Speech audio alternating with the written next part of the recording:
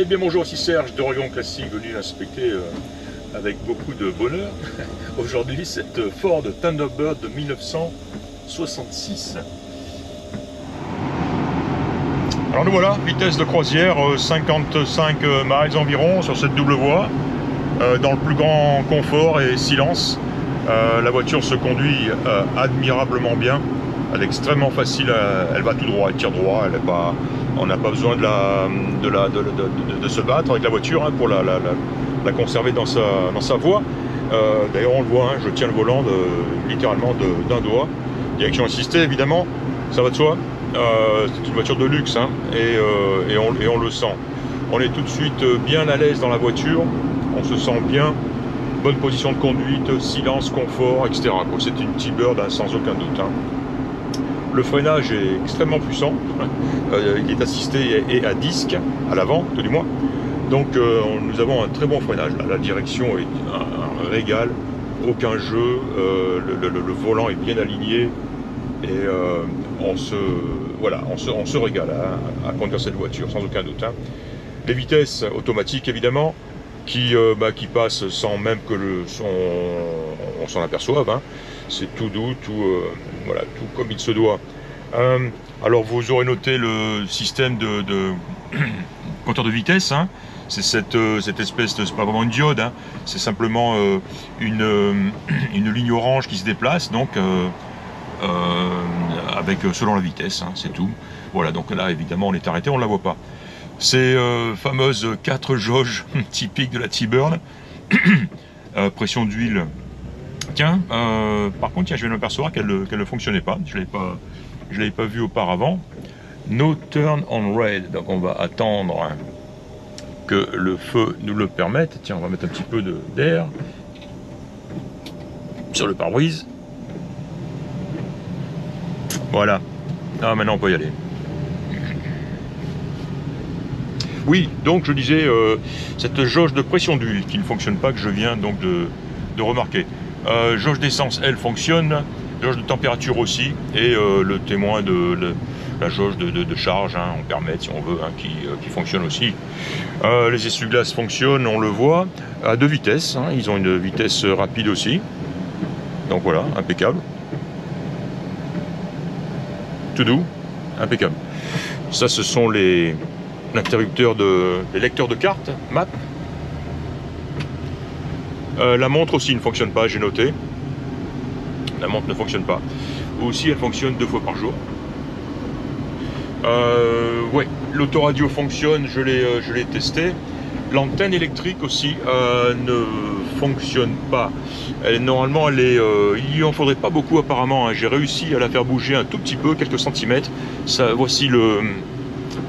où est-ce qu'elle est? Là, antenne. Le bouton de commande de l'antenne. Donc voilà, on la voit, elle est fixe, elle ne bouge pas. Map, antenne, on a parlé. Ça, ce sont des passages d'air, left air, right air. Donc commande d'entrée d'air dans l'habitacle. On en a d'autres ici. On a beaucoup de commandes dans cette voiture-là.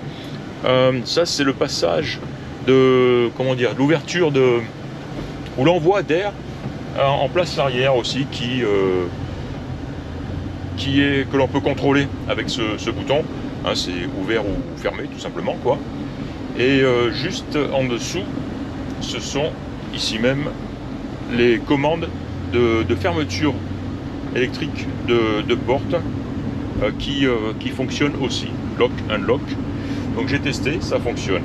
Et là, nous avons aussi, je le montrerai quand on sera à l'arrêt, les boutons de commande d'ouverture de glace, y compris les petites glaces triangulaires, comment on appelle ça, les petits déflecteurs qui sont aussi actionnés électriquement, c'est la classe, et fonctionnent les deux, côté conducteur, côté passager. Je vous ferai une petite démonstration. Voilà, je suis de retour chez Memory Lane, je vais m'arrêter et je pourrai vous montrer tout ça d'une manière plus pratique, on va dire. Voilà, sinon au niveau conduite, c'est clair, c'est une très très bonne voiture.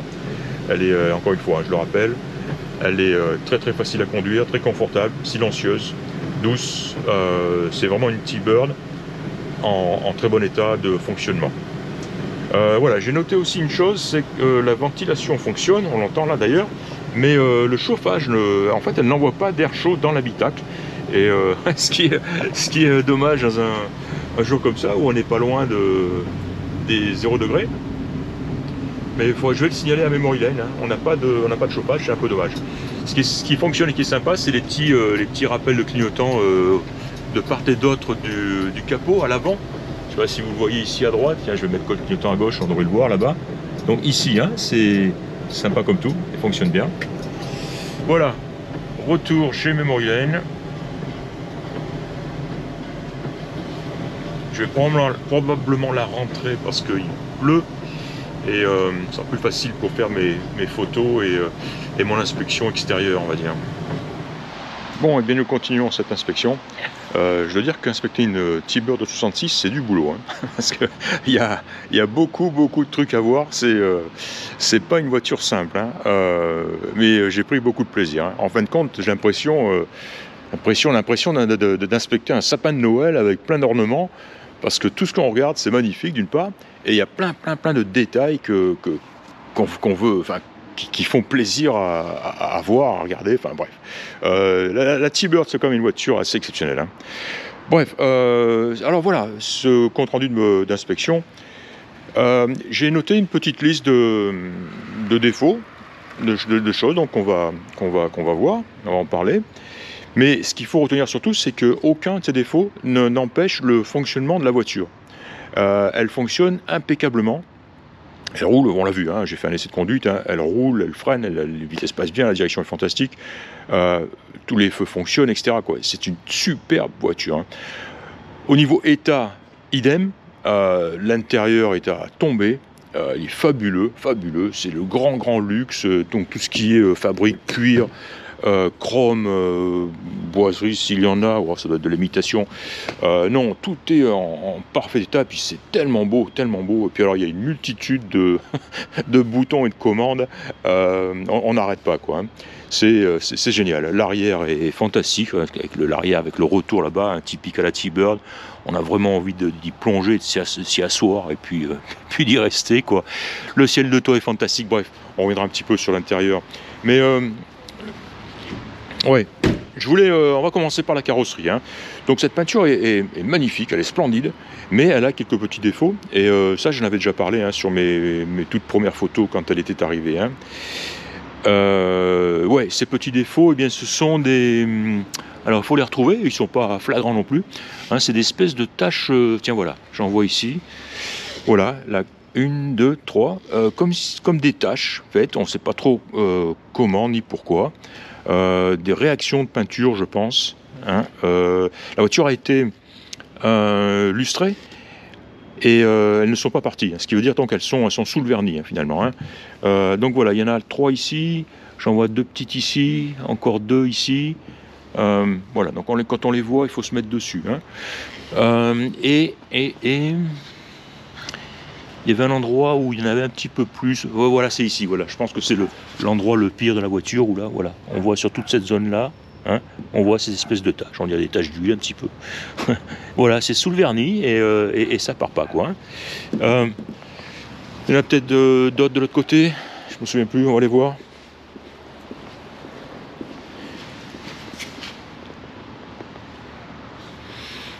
Bon, ce côté est moins exposé à la lumière, donc plus difficile à voir. J'en vois pas. Si j'en vois... Je vais la mettre sur le pont de toute façon, je vais essayer, parce qu'il est occupé, mais ça serait bien, si je pouvais la mettre sur le pont, je pourrais peut-être en voir d'autres, hein. Si j'en vois d'autres, je le signalerai. A priori, non. Voilà, donc au niveau peinture, mais à part ça, c'est tout. La peinture est superbe, et surtout elle est exempte de rouille, il n'y a aucune boursouflure, aucune rayure, aucun coup, aucun enfoncement, etc., quoi, hein. Elle est nickel, quoi, hein. C'est pas une peinture non plus, comment dire, chocard, c'est pas une peinture à 15 000 $. On voit un petit peu, on sent sur le côté, on voit un petit peu de... peut-être une légère à certains endroits, peau d'orange très légère, hein. C'est tout à fait acceptable, décent. En tout cas, ça correspond exactement au genre de peinture qui était faite en 1966. Hein. Elles étaient loin d'être aussi belles et lisses qu'elles peuvent l'être aujourd'hui. Bref, en tout cas, une présentation fantastique. Hein. Alors tout ce qui est ornement, chrome, etc. Et il y en a sur cette voiture, il y en a partout. Ça par contre c'est nickel, à l'exception du pare-choc arrière, ça aussi je l'avais signalé. En haut du pare-choc ici, où on voit que le pare-choc commence le chrome commence à boursoufler, ici un petit peu. Et je vais noter ici de ce côté-là, voilà, là, petite boursouflure de ce côté-là. C'est tout, hein, sur le haut du pare-choc et à l'arrière seulement. Tout le reste, donc, ce que je disais, tout ce qui est déco, baguette, tour de vitres, de glace, de pare-brise, etc. C'est nickel. Hein. Et cette barre là ici est magnifique. Alors bien évidemment le Landau, hein, ce qui donne l'appellation Landau à la voiture, hein, typique des Landau hein, des années 60. Ouais, nickel. J'ai noté aussi la présence des side skirts aussi, qui sont en magnifique état aussi, avec leurs joints évidemment, hein, donc tout bien en place. Voilà, petit détail, hein, c'est important, les side skirts des fois ils disparaissent, le joint n'est pas toujours présent, quand ils sont en place ils sont plus ou moins bien placés, etc.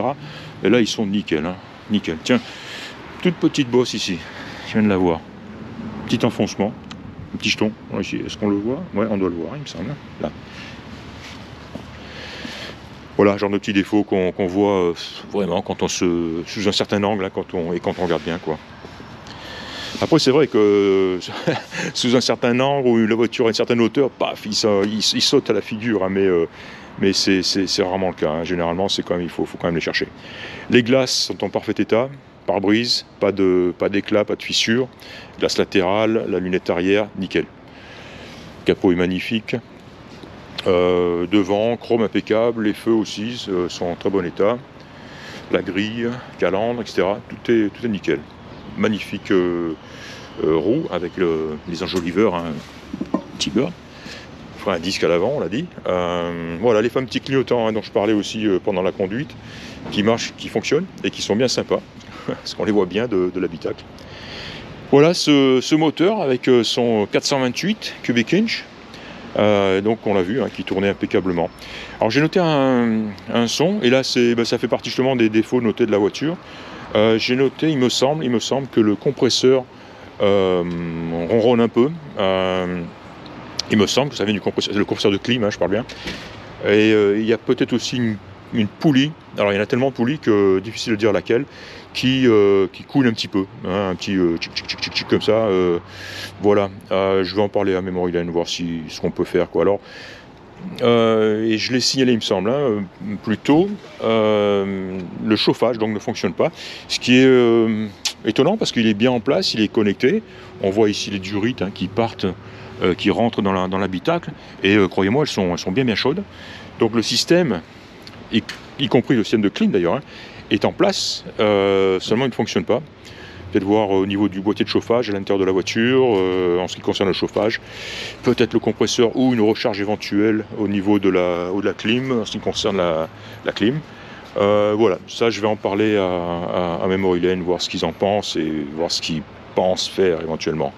À ce sujet-là, les Memory Lane peut se pencher des fois sur ce genre de problème quand je leur demande. Par contre, il y a d'autres petits détails auxquels qu'ils ne feront pas. Par exemple, j'ai noté l'antenne électrique qui ne fonctionnait pas. Bon, ça, non, ils n'ont pas le temps, ils ne le feront pas. J'ai aussi mentionné la montre aussi qui ne fonctionnait pas. Ça, c'est pareil, ils le feront pas. Hein. Voilà, bon, puisqu'on est au niveau défauts, tiens, on va refaire une liste, on va répéter donc tous ces défauts. On a parlé des défauts donc de carrosserie, hein, ces espèces de taches sous le vernis. J'ai parlé des chromes.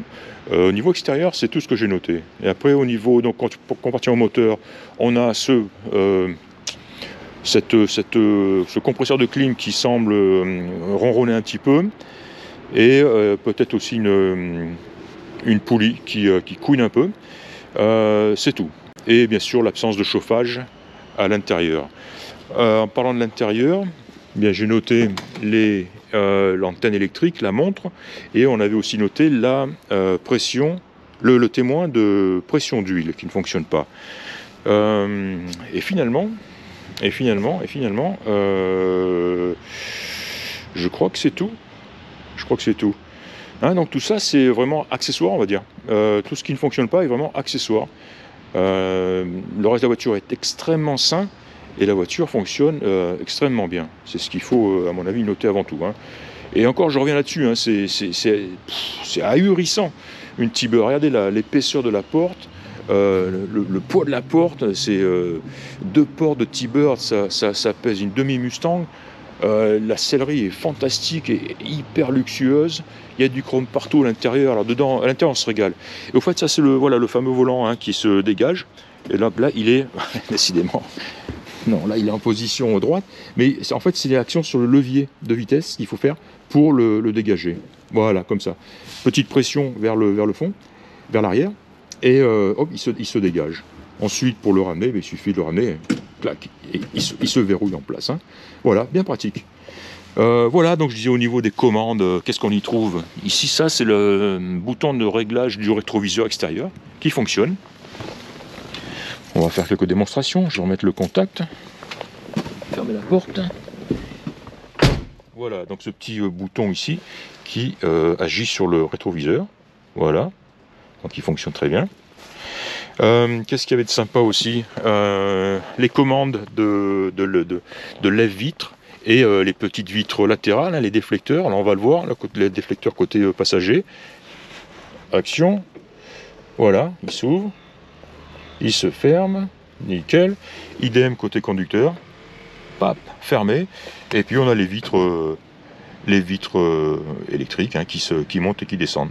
Un petit peu lente à la montée, un peu plus rapide à la descente. Mais bon, ça c'est... voilà, hop, le côté conducteur qui était un petit peu fatigué par rapport au côté passager, c'est normal.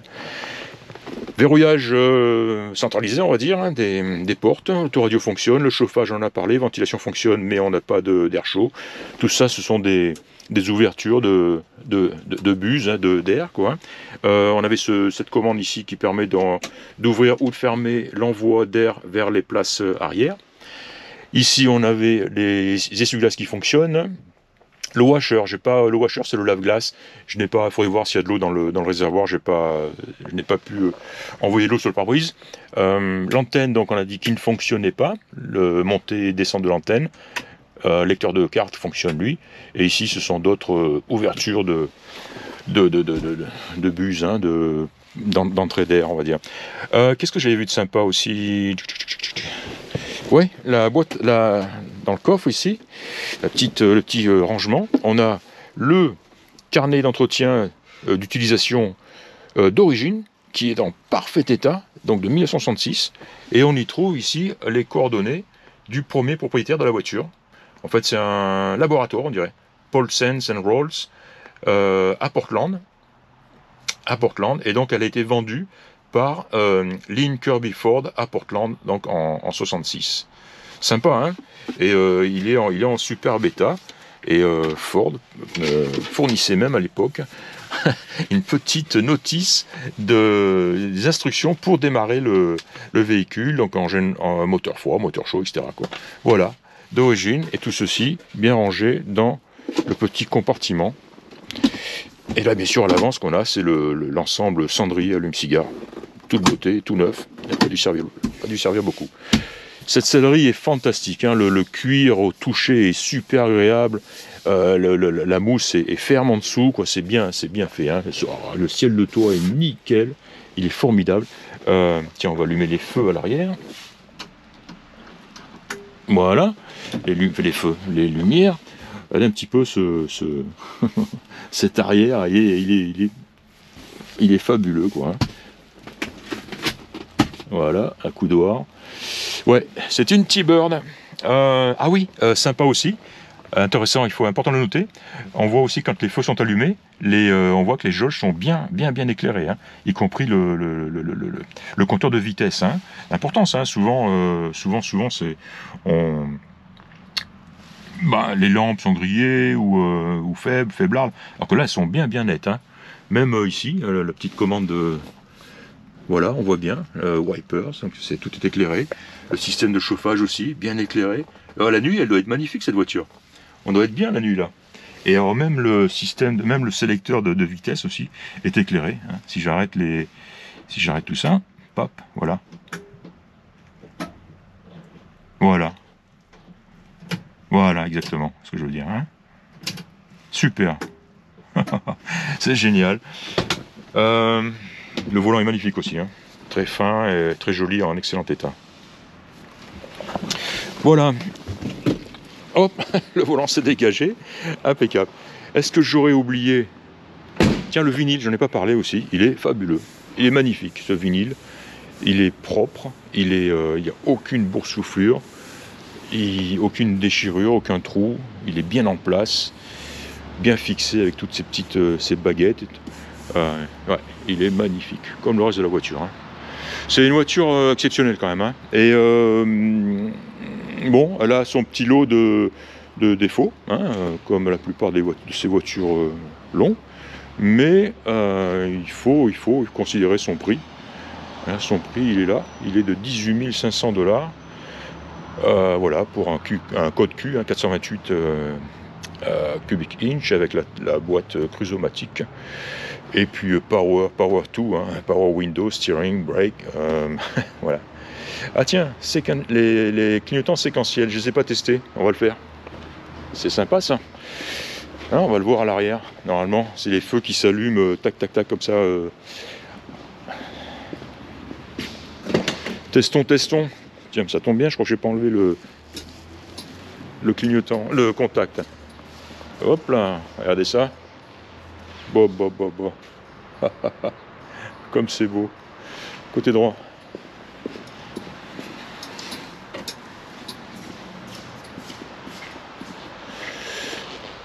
Ah, fantastique. Tiens, j'ai pas parlé du coffre, on va y revenir. Clignotant, et on va arrêter le contact. Pas la peine de tirer sur la batterie. Le coffre, il est immense, il est en très bon état, il est sec. Le gars a mis il a mis de la moquette pour doubler le tapis d'origine, dans la même couleur que la voiture, bravo, hein. Même couleur que le reste du coffre. Donc la voiture est livrée avec une belle housse. Elle a sa roue de secours bien en place, nickel, avec sa protection. On a un peu de documentation. Alors le shop manuel de la Ford T-Bird de 66 et un manuel de réparation de 1958. Alors je sais pas si... Alors, il est peut-être probablement... ouais, il est pour toutes les voitures, toutes les marques. C'est simplement un bouquin de mécanique, on va dire, hein, de réparation mais automobile de 1958. Voilà, il a vécu, mais il est là, il est présent. Je vais le mettre là comme ça, il lui arrivera rien. Il faut le conserver, lui aussi. Voilà, la loupiote est allumée dans le coffre. Voilà comment on ouvre le coffre, hein. On dégage, on soulève ce petit clapet ici, ce petit ornement, et puis avec la clé, tout simplement. Voilà. Oh, et puis évidemment, hein, la plaque d'immatriculation qui est livrée avec la voiture. My 66 T-Bird. Il fallait y penser. Sympa. À l'avant, à l'arrière.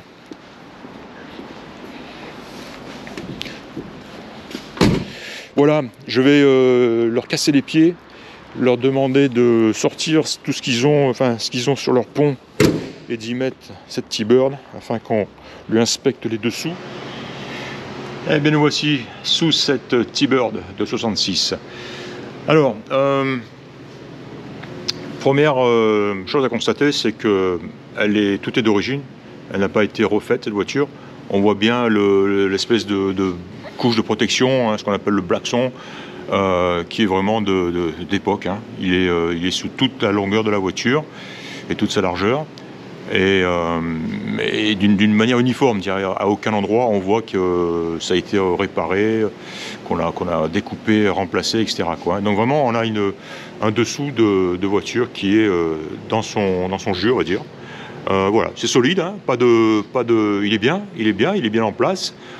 Pas de trou, pas de perforation, pas de signe qui laisse penser que c'est faiblard ou rouillé ou quoi que ce soit. Non, non, c'est pas mal.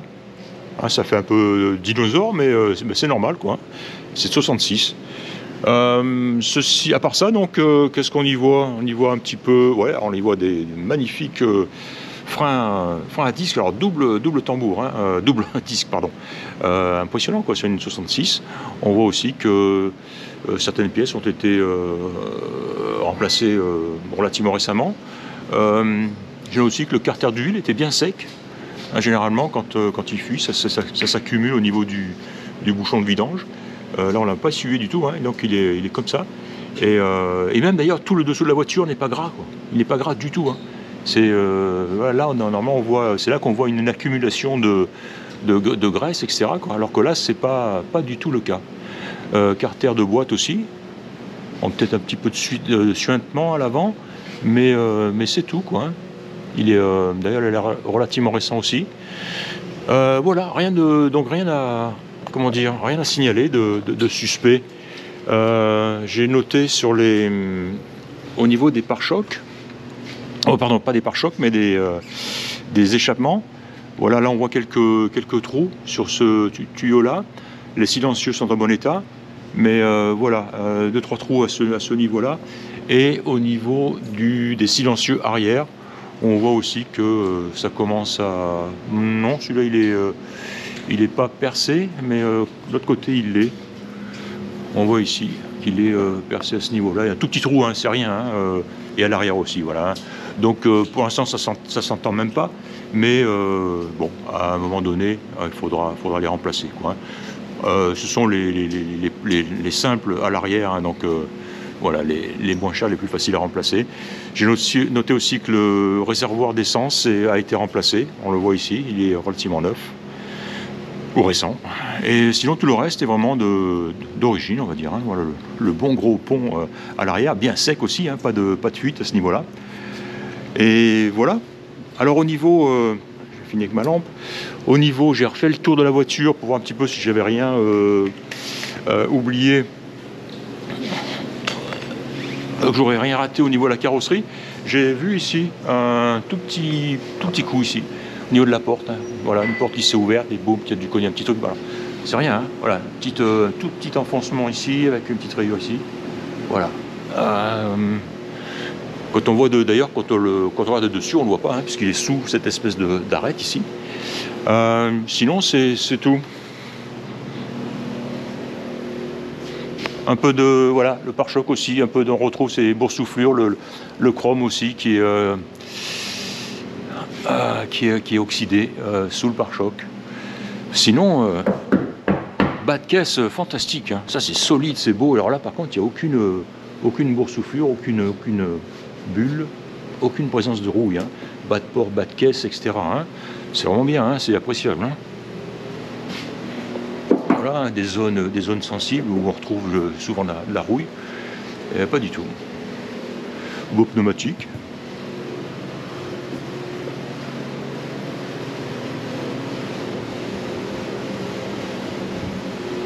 Voiture saine. Voilà. Pas de rouille. Du tout. Les side skirts. Et voilà. La bonne vieille tôle. Voilà, terminé.